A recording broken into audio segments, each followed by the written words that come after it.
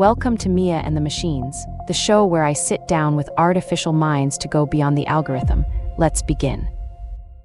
Imagine an AI model that can understand and respond to complex requests with unprecedented accuracy and speed, potentially revolutionizing how we approach coding and automation. GPT 5.4 model reportedly has a 1 million context window, which is a significant improvement over its predecessors.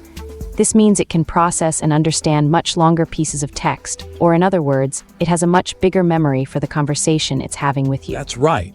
And this improvement is crucial because it allows the model to handle more complex tasks, like coding, where understanding the context over a long piece of code is essential. But what does this mean for someone who isn't into coding? How does a 1 million context window affect them? Well, it means that when you're interacting with an AI, whether it's to get information, generate text, or even create something like a simple game, the AI can understand your requests more accurately and respond in a more human-like way. I see, so it's about making the interaction more natural and productive, but there's also talk about this model being more expensive.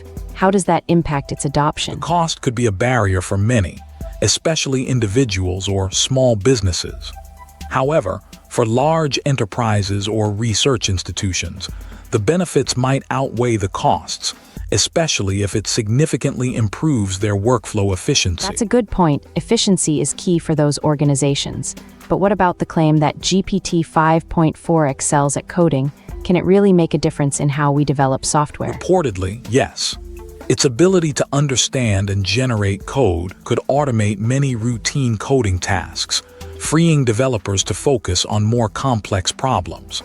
However, the quality of the generated code and its ability to integrate well with existing projects will be crucial factors to consider. I've heard that GPT 5.4 had some issues with generating certain types of web pages, like a high-end React SAOS landing page.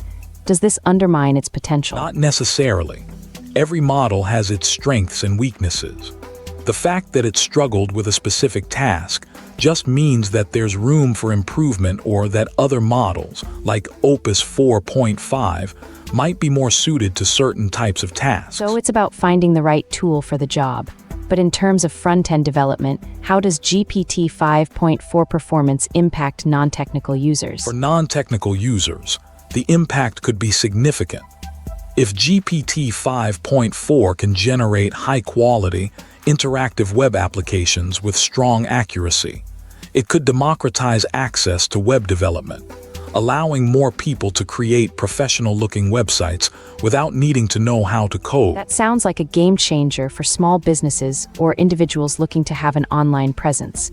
But don't you think that relying on AI for coding and web development could lead to a lack of understanding of the underlying technology? It's a valid concern. While AI can make development more accessible, it's also important to ensure that we're not losing sight of the importance of understanding the basics of coding and web development. Perhaps the future will be about striking a balance between using AI tools for efficiency and maintaining a strong foundation in the fundamentals. I think that's a great point to end on.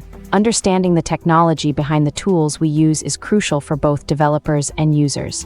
Thanks for the insightful discussion. Thank you. It's been enlightening to explore the potential and implications of GPT 5.4. And that's a wrap on today's discussion about GPT 5.4. Remember, the future of AI is being written now, and it's up to us to ensure it's a story we all want to be a part of. Thanks for tuning in to Mia and the Machines. See you next time. That's all for this episode of Mia and the Machines. If this made you think, subscribe, and I'll see you next time.